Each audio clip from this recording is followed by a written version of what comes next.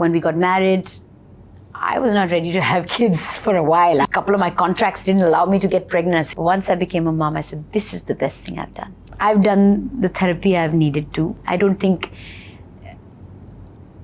our therapy is ever done. Yeah. We'll always need somebody to talk to. When you spoke earlier about your husband, there's a lot of conversation about loss and how one recovers from a loss like that. And there's no right answer. What was your process of overcoming something like that, and have you truly overcome it? Because that's a valid question 3 years on. Yes. So yes, it's been 3 years. It's probably the first time I'm talking about it. Like I said, the only way out is through. Of course, my children and I, we think of him every day. It's not like we've forgotten him, but I can talk about it without my eyes welling up because I've dealt with it. And the first year was very, very, very, very hard because the first of everything is just impossible to deal with. The first birthday, the first anniversary, the first Diwali, the first Christmas, the first New Year, the first of everything, first of your kids' birthdays without. And then the second one is a little bit easier. The third one is a little bit easier. But on all the important occasions, we remember him. There are moments that we just remember him because of a song, because of a... So, I mean, I've done the therapy I've needed to. There are times I still need to do it. I think as human beings, we are just a work in progress. I mean, I don't think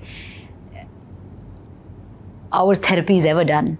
Yeah. We'll always need somebody to talk to. We'll always need somebody to vent to. We'll always need, a shoulder to cry on.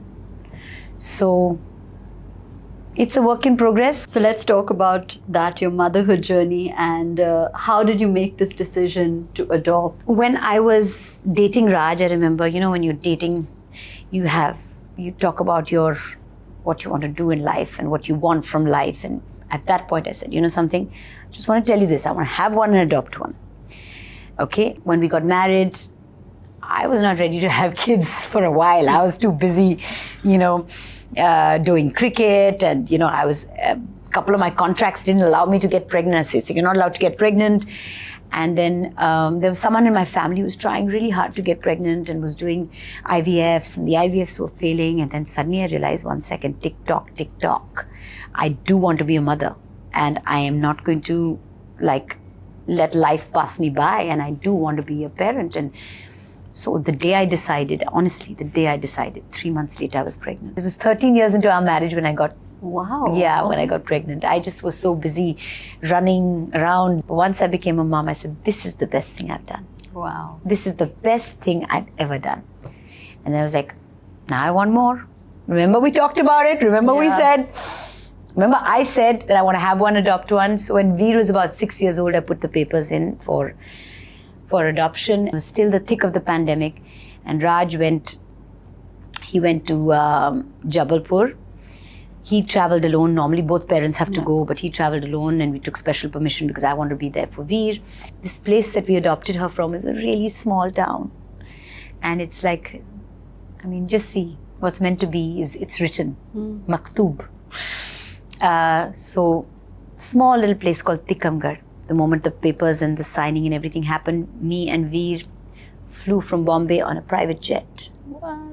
And flew to Jabalpur. Okay. Tara and Raj drove back. We met at the airport and we flew back. And for a girl who's never sat in a car before, she took a trip on a private jet.